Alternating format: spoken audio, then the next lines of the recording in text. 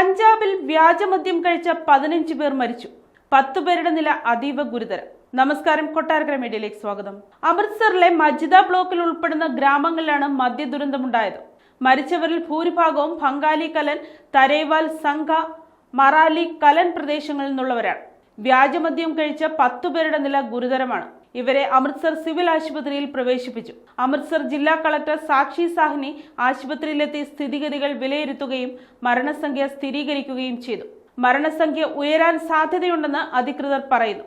6 പേരെ police arrest ചെയ്തതായും ദേശീയ മാധ്യമങ്ങൾ റിപ്പോർട്ട് ചെയ്യുന്നു. ഞായറാഴ്ച വൈകുന്നേരം ഒരേ ഉറവിടങ്ങളിൽ നിന്ന് മദ്യം വാങ്ങിയവരാണ് ദുരന്തത്തിന് ഇരകളായത്. തിങ്കളാഴ്ച രാവിലെ ചിലർ മരിച്ചെങ്കിലും നാട്ടുകാർ പോലീസിനെ അറിയിക്കാതെ മൃതദേഹങ്ങൾ സംസ്കരിക്കുകയായിരുന്നു.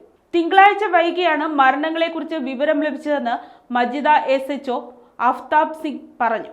കേസിൽ 2 FIRകൾ രജിസ്റ്റർ ചെയ്യുകയും പ്രധാന വിതരണക്കാരായ പ്രഭ്ജിത് സിംഗ്, സാഹിബ് സിംഗ് എന്നിവരെ രാജസാൻസിയിൽ നിന്ന് അറസ്റ്റ് ചെയ്യുകയും ചെയ്തു.